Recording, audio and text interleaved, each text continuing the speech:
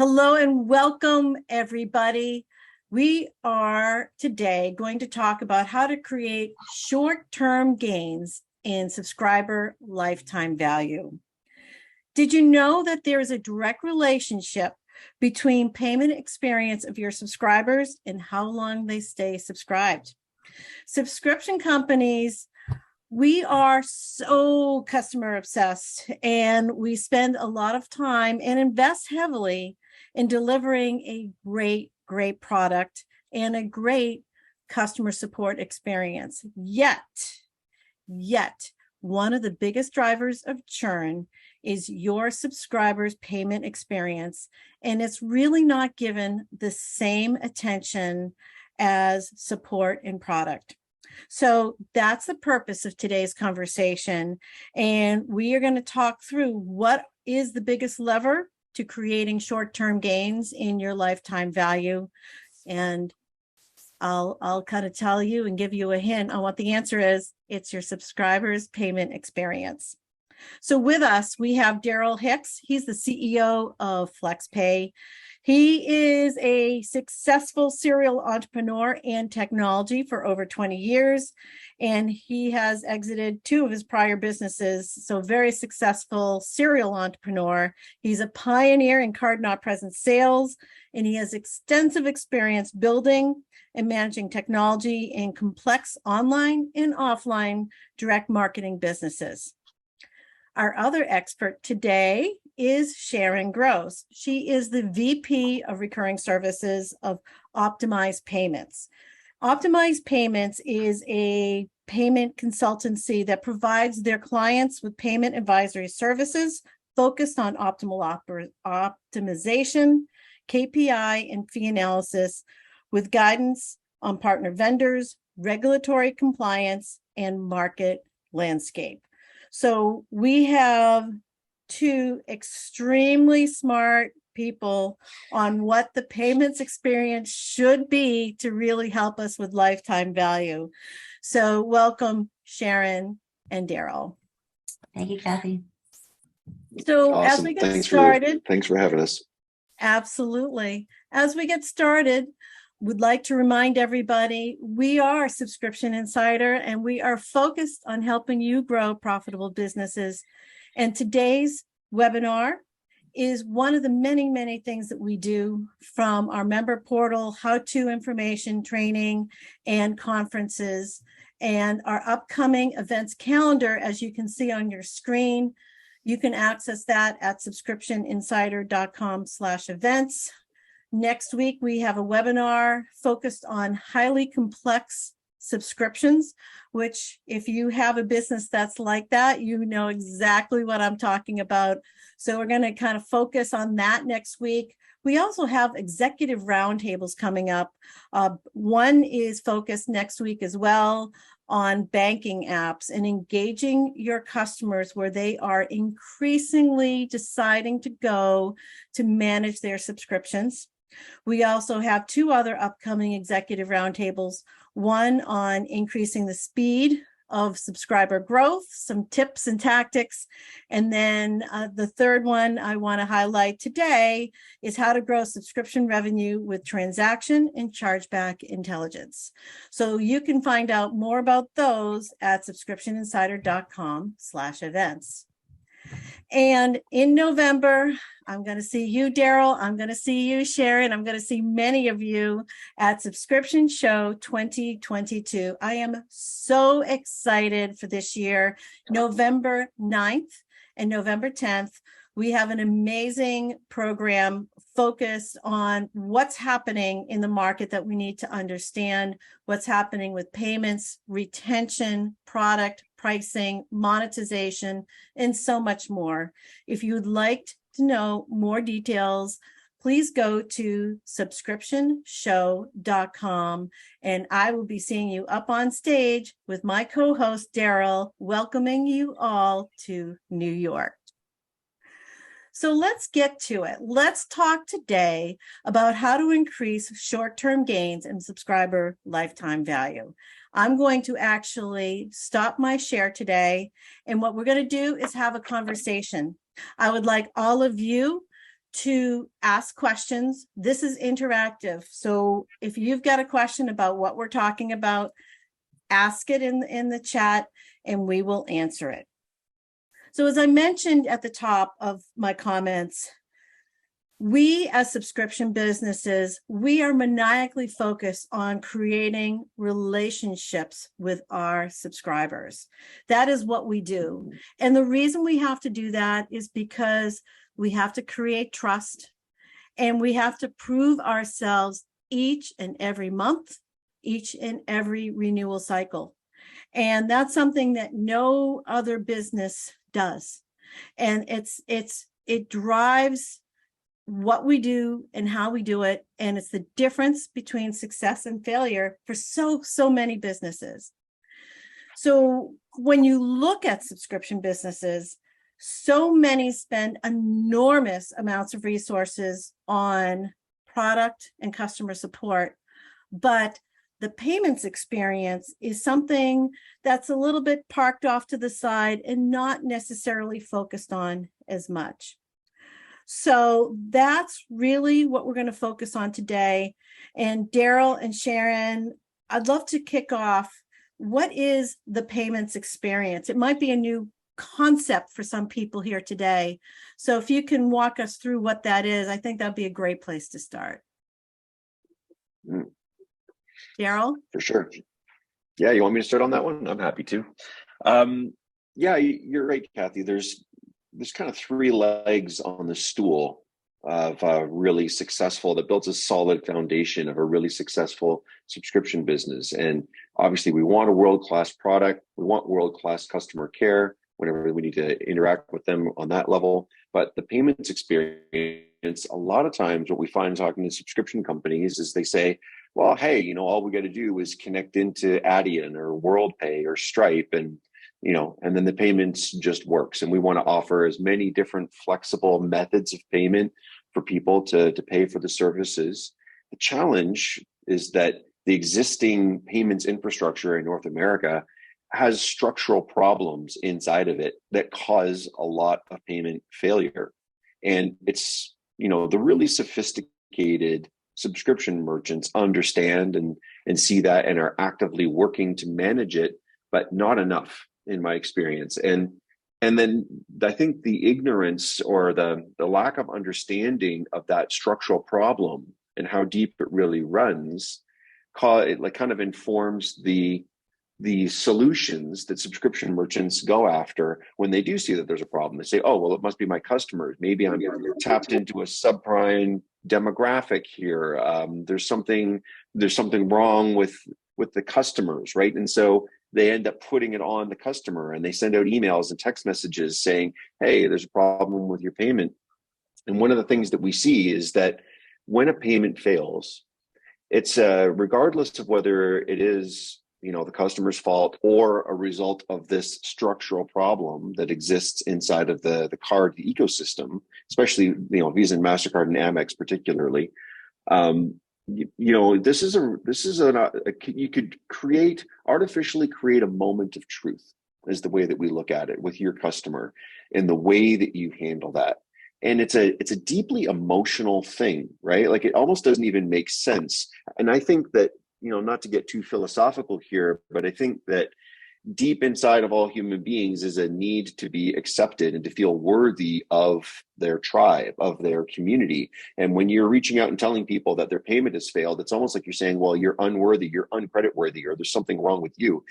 And it's like, I remember the first time that ever happened to me when I was 16 years old and I was at a hot dog stand using a debit card and it declined. I was like super embarrassed and mortified, unreasonably so, in front of my friends. And then when I found out that it was a problem with his terminal and I just needed to go do the payment again, I got really angry at that hot dog stand. I didn't want to go there anymore because I associated that really negative emotional experience with that merchant, with that vendor. And so when we as subscription companies are reaching out to our customers and saying, hey, there's a problem and it's with you and you need to fix it, it goes way beyond what we might imagine as far as emotional impact. And we have to be really, really careful in our approach. There are multiple things that we can do to manage the payments experience using the right strategy at the right time. Like, Is there an opportunity to do invisible recovery? Or even when it is time to engage with the customers, how do we do that? I think that there's a lot of opportunity, and the merchants that get it right are the ones that are really winning. In fact, I would say that they have an almost unassailable lead in their vertical. I don't know. I'd love to have your take on it, Sharon. What do you see? Absolutely. So, we work with a number of merchants that, albeit even very, very successful merchants, they might get a monthly report on sales and they might compare it to last month and then same month last year. And it never really even occurs to them that the loss of members is even due to payments. It might even be, oh, we really have to turn up our membership drive or have to do like a really special offer to get people back. And I think it's just very common, especially we see maybe startups. They're really super focused, very high growth. Everybody is hands on deck. Let's build the company. And payments are just in the background. It's just almost a necessary evil of doing business. So what we like to really say is there are things in your control. There are things that can move the needle in your direction, in the direction that you want them to. And we just want to make sure that you're aware of those tools that are available to you to take advantage of every opportunity to get that sale. It's interesting that you mentioned that, Sharon, because there are so many set it and forget it. It's a payment stack. There's nothing active that I could be Correct. doing to really improve the customer experience or improve financial experience on our own ends. Can you go into, we'll start with Sharon and then maybe go back to Daryl. We'll go back and forth here. Yeah. What are some examples? What are some details that people should be looking at? Can you educate us on what those might be? For The causes of poor payment experience. For poor payment. Poor payment experience. So I can speak to an example of one of the merchants that we had worked with. This merchant sold a very expensive nutraceutical. A little bit of maybe of a risky vertical, but that's okay. When they, established their products, they went out to the marketplace. One thing that they just didn't even realize is that when the customer received the bill, on the billing descriptor, it had the legal corporate entity name that the business was doing it under some name that was never associated with the website and offered absolutely no way to contact the company. So when I tell you that it led to a tremendous amount of chargebacks on this merchant's behalf, it's because people really just didn't know what the charge was. They didn't know what was for. They really had no other recourse than to go to their issuing bank to question it. So one way that you could really avoid a poor payment experience is to all around, from the moment you sign up, through payment and confirmation, is tell the customer exactly what they're getting. What is the product? What are they paying for? When are you going to bill me? And then when are you going to bill me next? Sometimes I think as a marketer, our first intuition is to let's hide it so nobody cancels, but you really don't want to do that. It's in your best interest at all times to really be forthcoming and give the customer a good idea of what's happening. Mm-hmm.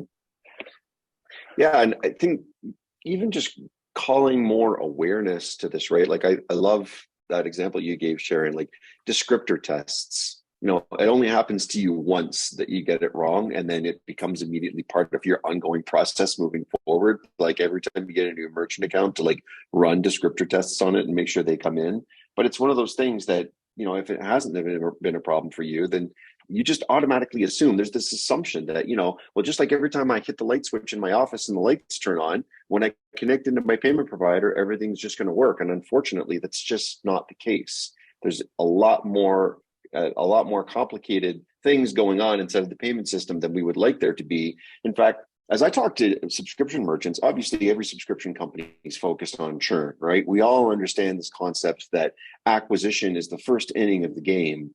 Retention really wins the game. What I don't see enough from subscription companies is really analyzing what's going on inside of churn with dispositions and buckets, right? Like, are we dispositioning? Well, first of all, the primary disposition is what's my voluntary churn versus my involuntary churn or passive churn. This idea that there's two kinds of churn. And actually, if you start to disposition, like all the reasons why people cancel involuntary churn, you'll have all these different buckets and dispositions in there, like unsatisfied with the product, or they switch to a competitor or whatever. What you'll realize is that actually the passive churn, involuntary churn, is the single largest driver of churn, especially for high quality brands that have really high customer engagement. The single biggest reason why churn is happening is because of these failed payments. For most merchants that we see, it's about 48% across the industry of churn is coming from involuntary churn, from this passive churn. So, and then of course, within the involuntary churn, there are also other reasons that happen. We look at those response codes that come in on our payment. There's a difference between insufficient funds versus do not honor, which means you've bumped up against the fraud system somewhere on the issuing bank side, versus, lost or stolen card, a hard decline where you're clearly going to need to get a new method of payment, or maybe you need to use account updater, right? So even within involuntary churn, there still are different buckets, and then each one of them requires a different strategy for how you're going to be able to overcome it. But I wish I saw more of that. And I think, again, coming back to like the merchants who really do, like Peter Drucker 101, right? What gets measured gets managed, or what gets measured gets done. The merchants that are really measuring this accurately and doing the dispositioning properly are the ones that are coming up with the best strategies. And it's unbelievable what the impact that this has on their business and being able to break through and generate so much higher lifetime revenue than their competitors are. Sharon, when you're working with people, what are the KPIs you're asking people to really look at on the payment side? It's interesting because I think a lot of, if people that are on this call are looking at these same KPIs and let's say have been approached by acquirers or salespeople, and there's a constant talk about authorization rates. And I think that could be kind of a little bit of a gray buzzword, only because if I was a merchant and I attempted to sell 10 items and all 10 approved, then my authorization rate is 100%. Yay! But if I was a merchant and I attempted to sell 1,000 items and only 50% approved, then I'm selling 500. So we want to make sure we're looking within your business and making sure that you are capturing every possible sale. The authorization rate might fluctuate depending on your retry strategy, and subsequently your retry strategy might change depending on who your customers are and how they pay and what the frequency is of your subscription. So there's a lot of different nuances to how we would measure success, but authorization rate is one of those factors. We also like to look at specific issuers that you're working with. There are red flags out there to identify fraud even before it might make its way up to the surface. So we ask that merchants really try to be aware of that, because it helps prevent things in the long run, like chargebacks and lost revenue that really can be avoided. And some other things that we like to look at too is, what methods of payments are your customers using? Are they credit? Are they debit? Do you have a heavy American Express usage? Is there a higher order value for American Express and a lower order value for MasterCard? These are things that you can, tune your billing strategy around to be the most successful. Mm-hmm. Yeah. I love that, Sharon. I think the curiosity of looking in and starting to analyze those things. Like, I love how you're talking about bucketing things up. Like, okay, I know that I have American Express that makes up, 15% of my total portfolio, but what can I learn about those customers and, versus like, order value, and how does that then in turn inform, my marketing strategy, my sales strategy, and looking at different acquisition sources. Coming back to the payment side of it though, like we see there's a reason why some of the largest merchants in North America use multiple merchant accounts. It's not just because of not having a single point of failure in your payment stack. It's also because it turns out that not all merchant accounts are created equal in the eyes of the issuers. The decision on whether to approve or decline a transaction is made by the issuer. That's the name of the bank on the piece of plastic in somebody's pocket. And there's more than 8,000 issuers just in America alone. And they're all making decisions independently of one another on what their policy is going to be on what transactions they approve or they decline. And there's a myriad of inputs that go into their decisions on what they're going to do. Some of them are common sense. Some of them make no sense whatsoever, but it is what it is. And once you understand that there is a system out there that's actually causing the vast preponderance of failed payments, like this fraud system, it's not that the cards actually are broken or not working or that the account really was closed or it's NSF. I mean, we see merchants even that get like a hard decline back saying, account closed, and they resubmit the transaction a few days later and all of a sudden it goes through. Well, what really happened there? Was it really closed before? So there's all kinds of these weird things going on, but that's one thing, like making sure that you understand the reputation of your merchant bank with the issuers, being able to leverage them intelligently so that certain issuers or certain card types go through certain merchant processing banks can be huge. Also getting, not miscoding your account. Your merchant category code, your MCC, is really, really important. It's probably one of the single biggest drivers in what your approval rate is going to be as you're processing transactions. And certain merchants are forced into a certain MCC. Like, for example, United Airlines has their own MCC, 3,000, right? Like they'll never be able to get anything outside of 3,000 because they are United Airlines. But for a lot of other merchants, there's maybe 2 or 3 different MCCs that you could qualify for, and they might have very, very significant impacts on your approval rate by issuer, depending on how the issuer feels about that MCC or feels about that merchant. The timing of your transactions as well. All things being equal, we like to recommend to subscription merchants to be processing their batch transactions in the afternoon East Coast time on business days, because they will by and large get a higher approval rate by doing that. Who knew that that was a thing, right? Until you start looking at the data and really getting curious about it. Or even just, cleaning up data fields and making sure that everything that you're sending through to the bank matches as closely as possible what they're expecting to see. So are you stripping out special characters out of names and address fields? Or, should you be processing zip +4 or not sending zip +4, right? Are you sending this as a recurring transaction or an installment transaction or a telephone transaction? There's all these various gateways, and you can go pretty deep down the rabbit hole in it, and it starts to get really confusing. But that's why there's systems that exist that can kind of automate a lot of this for you and take care of it to kind of reduce a lot of that friction, which, shameless plug, that's why we ended up creating Flexpay, right? I created this for myself as a subscription merchant and for the clients that we were managing, just because it was becoming untenable at scale and we knew that we needed a system. But there's a lot of low-hanging fruit that even if you're not using a system like Flexpay, that if you just go in and you're measuring things and really being curious and looking at it closely, that you can start to optimize, that again are just reducing so much of that friction, reducing what is really the largest driver of churn in your business. And also, just to add to that, merchants might not even know, let's say WorldPay is their acquirer. They might not even know that there is a platform from WorldPay that's for recurring, and then there's a platform for WorldPay that is for retail. So you would hate to be a subscription merchant on a retail platform, because now you've already put yourself behind the 8 ball of like trying to be successful.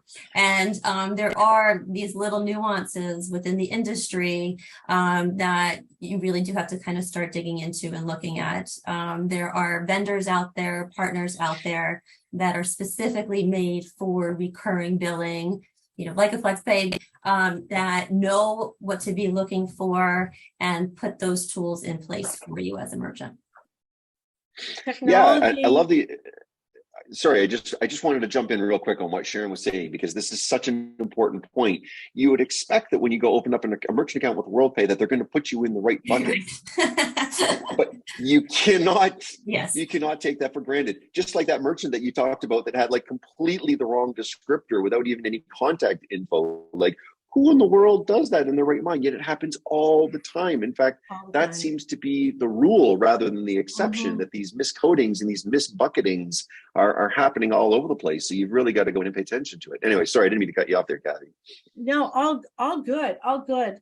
You know, the challenge with technology is many times we don't know what we don't know.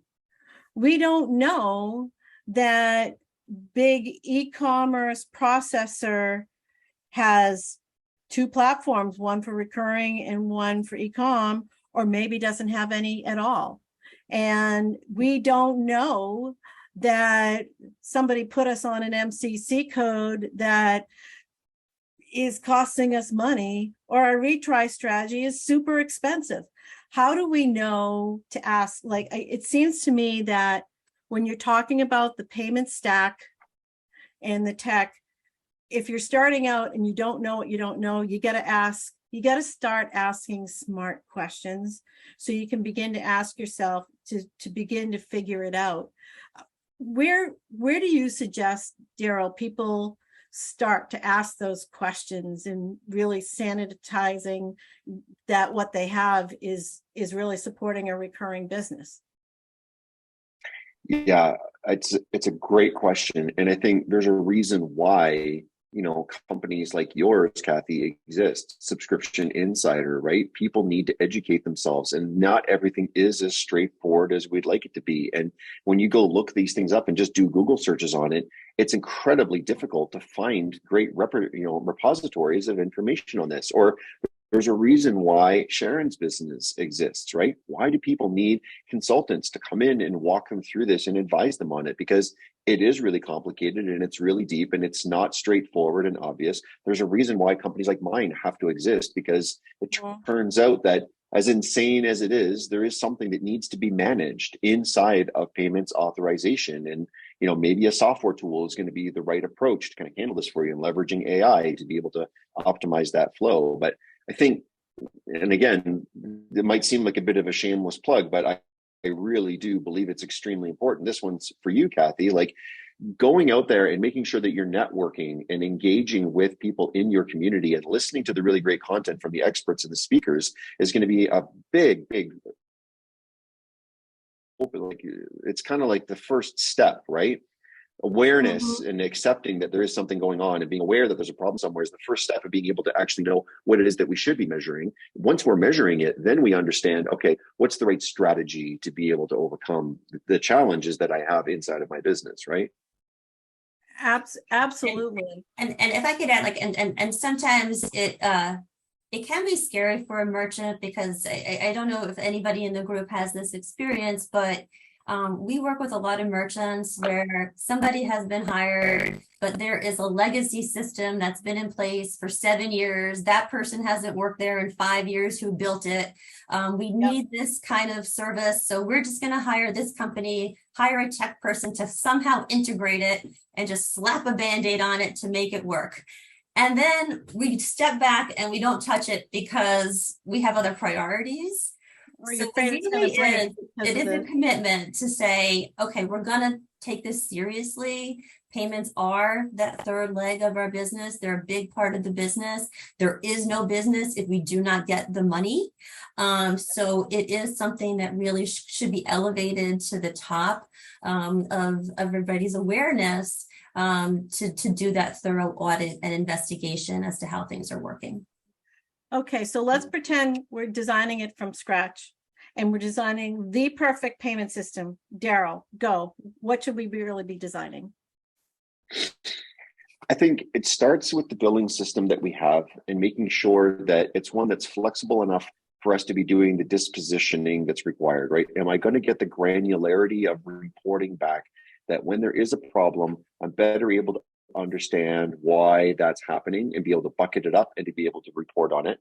again, getting access to the data and being able to understand when and where there are problems and understanding the drivers of churn, and and then if once you understand voluntary churn and involuntary churn, what are the individual dispositions inside of those that are really driving it? That's one. Second is having a system that's really modern and cutting edge, and I don't mean that to be buzzwordy, but are you on a system that's going to have the flexibility to connect in by API to the various third parties that you need in order to optimize and solve for the problems that you have? Are you on a modern tech stack, or are you on a very closed ecosystem that they're like, no, we're going to do everything for you and you can't leverage third-party vendors, right? Because there's a lot of things that you should be doing internally, and there's some things that really it's going to be best to work with a third party, the whole buy versus build conversation, right? And I think you really absolutely need both. You need buy, you need build, and you need partner in a lot of cases, right? And then it's the education piece of like, okay, well, what's the right merchant bank for me to be working with? Do I need more than one? Yes, by the way, you need more than one. You absolutely should have more than one, right? And how can I intelligently leverage those assets once I have them? And so, yeah, if I'm building it from scratch, that's what I'm doing. I got the system that is giving me the granularity of reporting and the ability to disposition. Connecting in by API has the flexibility to connect in by API to third-party vendors, and then selecting the merchant banks and the vendors that I need to really kind of automate the things that I should be outsourcing so that things are just running as smoothly and as fluidly as possible, so that we're not creating that friction inside of our relationship. I mean, it's unbelievable how many businesses out there are just failing at managing relationships. It's terrible, right? And it's unnecessary if they just understood better what they were doing and then had the better platform. And I'd like to add too, for some merchants, I think it's also just good to know, who you are and what your needs are. Because, if you're a smaller merchant, a third-party billing vendor is good for you. There's no development work. As you grow, if you have complex product offerings, add-ons, things like that, you might want it in-house so you can maintain control all the time. But, are you a domestic merchant? Do you want a powerhouse in the United States to handle your authorizations? Do you have international business and you need somebody that can handle local acquiring to maybe help with those authorization rates? Do you sell physical goods that have to integrate with a fulfillment center that you have to worry about fraud and people stealing your stuff? Or is it digital goods and there's some more flexibility with how long you can retry, the cost of the good if you let people have the entitlement for a little bit longer. There's a lot of different things that you just have to kind of add into the equation as well. Absolutely.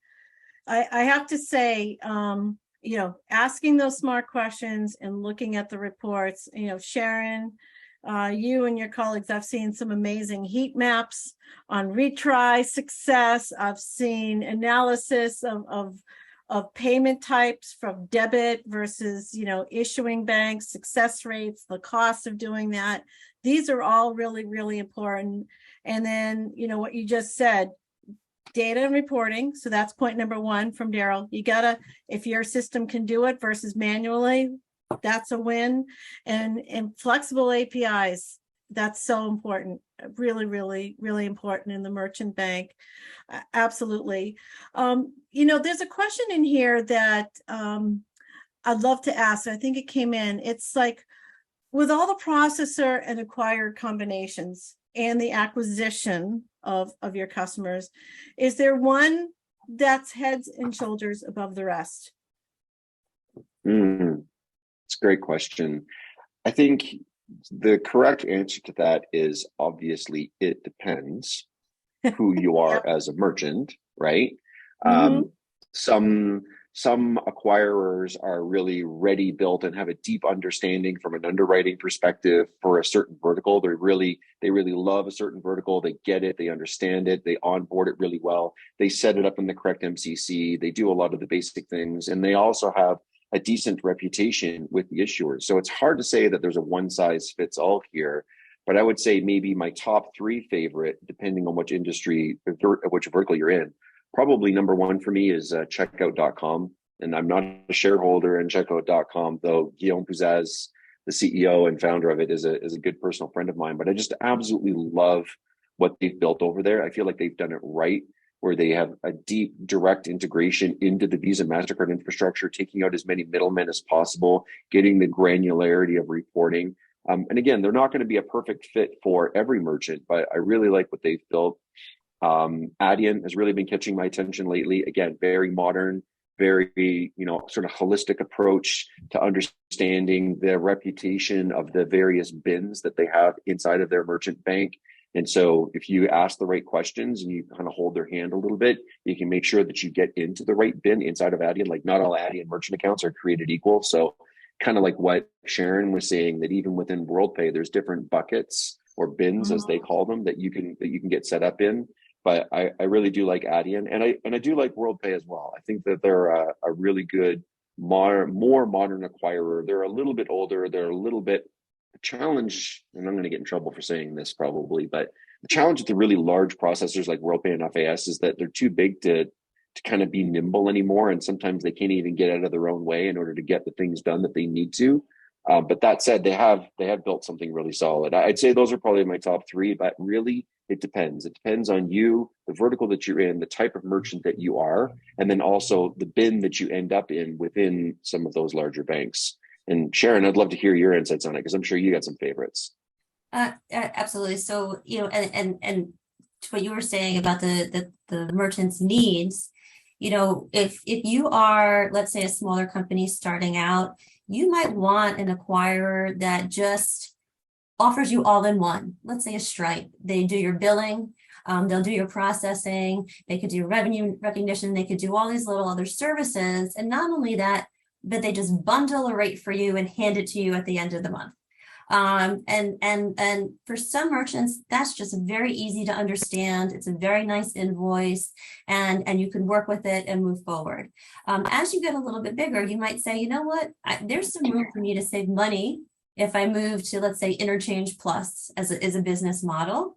And maybe I don't need to rely on Stripe billing. Maybe I want to take it back. So now it kind of opens up the door to me to look at some direct acquirers. And those acquirers are the ones that do have the direct relationships with the card networks. There's nobody in between them and the network. And that's important because as a merchant, you want to get back as much information as possible as to what's happening with your transactions, and working with those acquirers like a Stripe, a Chase, a WorldPay, Adyen, a Checkout.com. They're going to give you the actual decline codes that the issuer told them. Whereas sometimes, just for the needs of the merchant, you might be working with a gateway or a PSP because they have other services that you need. They could be your CRM is in there. There could be some fulfillment that's being done through them. So in that instance, you are just kind of falling back on who they use as a processor, which could work also okay, but you're not going to get any of the detailed information back anymore because they have to really pick and choose how they use their resources for reporting, for processing, whether it's putting up batches, however they do it. They're going to try to do the cheapest way possible. So they might not give you all the details that you might want to look at for making your business decisions. I think that's really, really great. And, understanding based on your stage of business, what you need to be looking at is so important. But even more that I take away from that comment, Sharon, is we got to ask questions. To quote Daryl, we've got to be curious. We've got to see examples of the reports, and we've got to really dive into those details and not be shy about that. And I think somebody within the merchant, within the merchant's company, has to also take ownership of it. I don't know about Daryl, but I can tell you, I work with people with every department in companies. Sometimes I do work with a CFO, sometimes I work with a CEO, but then sometimes I work with somebody in membership and marketing that, to be honest, doesn't really care so much about the nitty-gritty about payments, but they just want to save their subscriptions. And if we can do that, then that's all they need to know. So I think it's also important to say, okay, within this company, this person will be in charge. Maybe they can kick off, whether it's, requesting some information from companies, having some meetings, and starting the dialogue. We've got some more questions coming in, and everybody, thank you so much. Great questions coming in. Keep them coming. So here's one. If a merchant wants to increase their payment success, should they expect to plug and play a certain set of rules or best practices? Or should that merchant expect to evolve specific rules that are unique to them? And how long should that evolution take before it returns good ROI? Wow, that's a great question. Who would like to take that first? I'll start with that. If you can get to the level that you have a different strategy depending upon decline code, that's like the top place you want to be. Like that is really, but it is more work, especially because if you have like all of a sudden, let's say Visa comes in and they say, okay, we're not going to call this decline this anymore. We're moving them all over into something else. And now the rules for this particular decline are, do not retry this many times. And now the issuers have to conform. Then that forces you to go back and redo your entire retry strategy. Sometimes just starting off, it might just be beneficial to say, let's have one across all declines. There might be some that we're overdoing it that we know will never, ever come through. But it allows us to get all the other ones that we know can secure the business. Yeah, and I'd add to that, I really love the point that you brought out earlier, Sharon, about it depends on what stage you're at as a merchant. Like when you're just starting out, sometimes Stripe is a really great, easy place to start. But then as you grow, you almost always end up switching over to something that's going to be a little bit more nuanced, a little bit more specific, that's going to give you some opportunities for optimization. And the reason why that happens is because you can't optimize a trickle, you can only optimize a flow. Or as I like to say, percentages don't pay bills, dollars and cents do, right? So there's a lot of solutions out there that are good enough when you're a small merchant. When you're a small merchant and you look at your failed payments and it's only $1,000 a month, and you say, well, I can roll out this good enough sort of set it and forget it rules-based strategy, and it's going to recover 25% of my failed payments or 30% of my failed payments. And I know that I could go and connect into a third party and a suite of APIs and put maybe a team on analyzing it, and I could get that up to 50%. But is that extra, 25% of like, $10,000 a month really worth it? Well, maybe not for you, right? Maybe it is, maybe it isn't. But certainly, like, we have merchants on our platform that are running consistently $11, $12 million a month in failed payments. Well, in that case, having the best strategy is critically important. Every little fraction of 1% that they can get better at improving their process around failed payments is going to give them massive ROI, not just in that month, but also the future lifetime value of those customers. Because when the payment fails, you're not just losing this month's revenue, you're canceling them out of your books, and you're losing potentially all that future downstream revenue. There's a real exponential effect on getting it right and on getting it wrong, right? A huge sort of pivot here on a line that can bring you like this, or a line that can bring you like this, or maybe just kind of middling around and very, very mediocre, which a lot of merchants are kind of struggling with, right?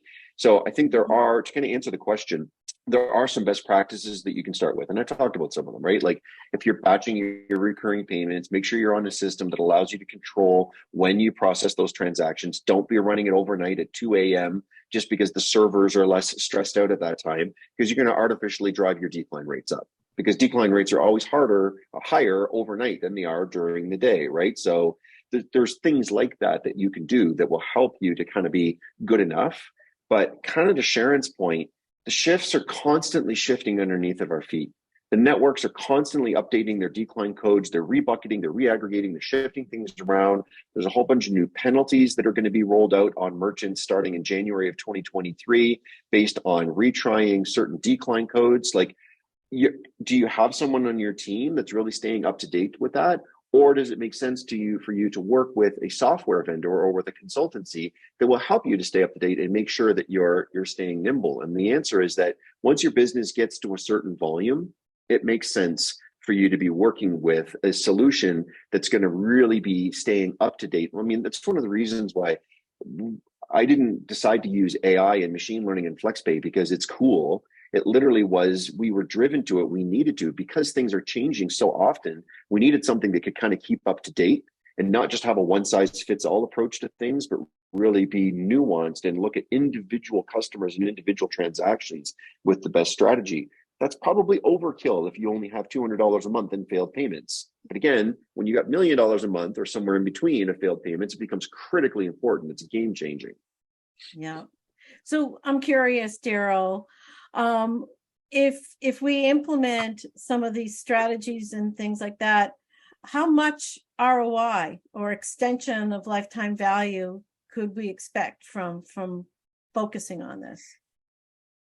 Man, we have some merchants who are using our platform that after 2 years, they are now at about 42% of all of their recurring customers were at some point touched by our platform, which means that 42%, a good chunk of it would probably be gone. Because at the time that payment failed, it was churn. So you can just imagine after 2 years, over 40% of all of the subscription customers. Now, some of those might have come back and self-cured.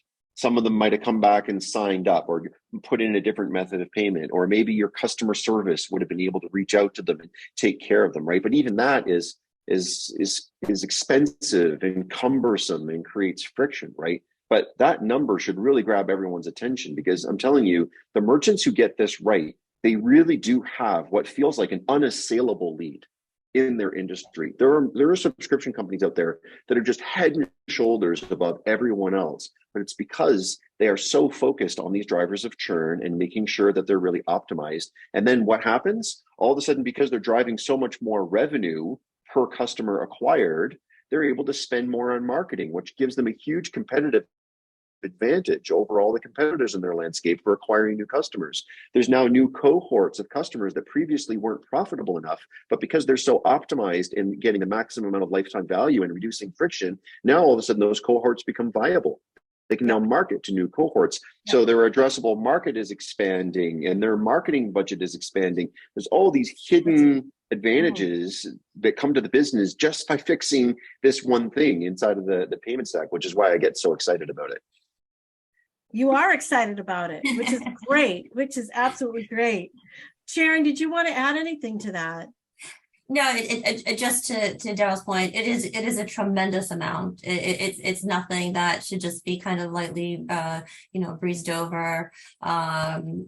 We see merchants lose on average, let's say 15 to 20% of their file a month on involuntary churn.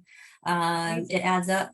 And even if you can make a dent in it, even just a little bit, that lifetime value will really add to your bottom line. Yeah, it's so critical, and things are changing each and every year. I mean, and it's really imperative for everybody to make sure you're almost auditing what you have and set up every year, from those billing descriptors to everything, the communications that are going out to your customers, to understanding what the changes are in the compliance and the rules from Visa and American Express and the processors and everything, because it is a constantly changing environment. I mean, the good news is for anybody that will be here in New York, we do have Visa and American Express and some of the leading processors there to talk about a lot of the questions we're talking about today. We'll be talking a lot about best practices in this area as well. And also just the good news too, in regards to this, is that these customers want your service. They did not cancel. They signed up for it. They paid for it. These are just little things that are kind of happening on the back end. So it's not like you're even, doing some heavy solicitation to try and win them back or anything like that. They signed up for your product. They want to be a part of your organization and still keep receiving it. So it is a big deal. Mhm. So there's a question here, which I love because it's something we all deal with, and I have a flip answer to it. But Daryl, I think, will probably have a very thoughtful answer to it. Is at what stage of growth should a subscription merchant start to implement upfront risk management technology for reducing chargebacks and losses? I mean, as we all know, the bad guys are getting more sophisticated. They're pressure testing stolen credit cards on small niche merchants. It's, you need to implement it as soon as you see anything suspicious. I mean, it's really that important these days, is kind of my flip answer. But Daryl, what do you think? And what's your advice on that?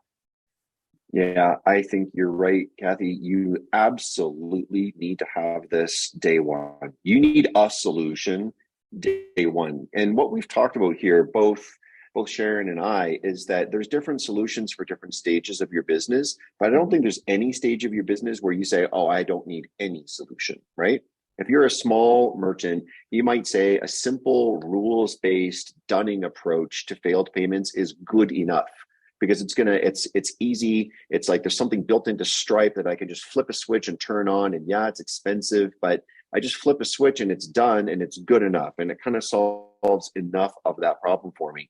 Same thing with the risk management for making sure. But I mean, is your business ever at a stage where you can afford to not have any risk management whatsoever and just let people use your merchant account for testing stolen credit cards? I mean, I've seen this happen to some merchants, and it's months before their merchant account approval rates will come back up. If your merchant account gets used for testing stolen credit cards, it immediately gets flagged across many issuers as a high risk, suspicious merchant account, which dramatically lowers your upfront approval rate. Like, we're talking, it can take you from an 88% approval rate or a 90% approval rate down to a 78 or 75% approval rate on fresh attempts. And it will take, and the system reacts very quickly to detecting problem merchants and very slowly to reinstating your account as a trusted account. It can take 6 to 9 months. In fact, in some cases, we've seen, unfortunately, merchants have no choice but to go scorched earth and just shut down the merchant account and start fresh somewhere else with a new basic reputation that they're starting with. It can be absolutely devastating, beyond just what you thinking, like, oh no, it's not good that I end up with all this fraud and end up with all these chargebacks. Like, it can really, really damage your profile. And a lot of people don't even know that this is a thing, that you have kind of like this credit rating inside of the Visa MasterCard system with the issuers, right? So I think that it's table stakes 101 basics, that you need a basic good enough solution, even at the startup phase.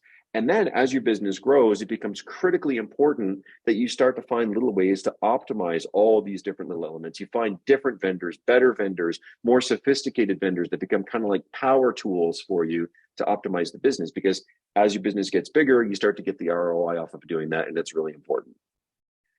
And also, like, what to go back, like, to what you're selling, if I am selling a monthly newsletter, I know that nobody's going to steal that. Like, that, yes, definitely there are a lot of fraud. There's a lot of fraud against, free trials, a lot of card testing there.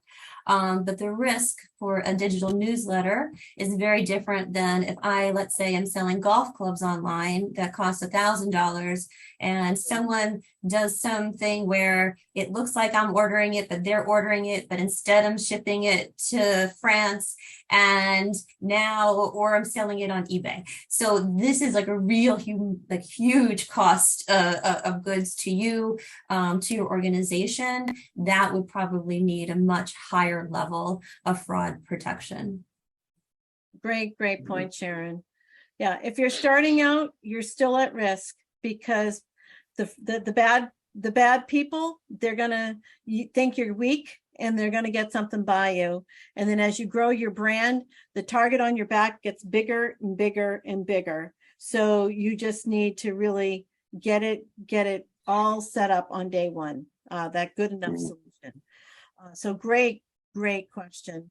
We are getting towards the top of the hour. Daryl, what really do you recommend for people to kind of get started? If there's going to be like a thing to get started with, what's that one thing that everybody should be thinking about? I think that, look, change is always hard. Sometimes I feel like what we're competing against and sharing this information out with people is we're competing against doing nothing. Unfortunately, we're not competing against other vendors and stuff like that. And I feel like the single most important thing that gets people to move, kind of the lead domino that makes everything else easy or irrelevant, is desire, right? And desire really comes from being better informed. So what I usually encourage people to do is to find a way to measure, go into your book of business, if you're running a subscription business, and analyze how many customers you're actually losing every month. That's your churn. Start to measure how much of that is voluntary versus involuntary, and look at the involuntary portion and say, and model it out in a spreadsheet, right? Like, you know what your churn rate is per month, every single month. Like Sharon was talking about, many merchants are like 15%, 20% sometimes failure rate on just like fresh attempts on sending transactions to the bank. What if you could bring that to zero? What would that do to your lifetime value over time, over the 2-3 years? What would that do to your gross margin? What would that do to your net margin?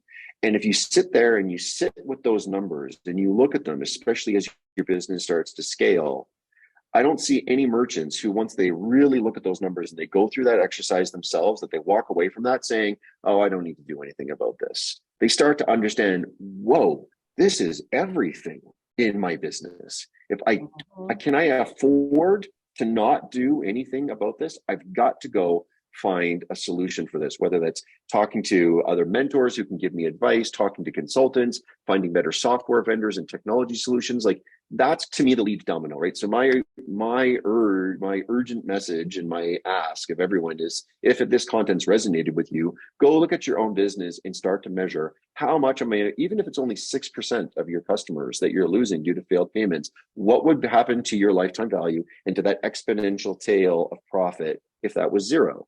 And then you'll start to understand why you need to manage it. Great advice, Daryl. Sharon, what's your recommendation? Similarly to really start asking questions. We work with some merchants that if I were to say, who is your acquirer, they say, what's an acquirer? So it's really to understand, what's happening within your own company. What does the process flow look like? And to know that there are a lot of tools out there in the industry to help you that are made for subscription merchants, and to really start looking into those. They do make a difference, and you're not a regular e-com merchant. The most of your business is done without the customer present. You're all alone. The customer's not there. So it forces you to look at things differently and make sure that you have up-to-date information on them, make sure that you do have a good communication with them and contact with them, and that you do everything possible to get that long-term value. Wonderful advice. Daryl and Sharon, thank you very much. This has been a really great conversation. I want to let everybody know we'll be sending you an email to point to an on-demand version of today's conversation. So you can listen to us again if you'd like to hear all this great advice. So keep an eye out on your inbox for that. And always be curious, record, challenge, ask questions. That's what I'm hearing, and that's going to really have an impact on bottom line and profitability. I can't think of better advice. So thank you, Daryl. Thank you, Sharon. Thank you, everybody, for spending your time with us today. And until next time, take care.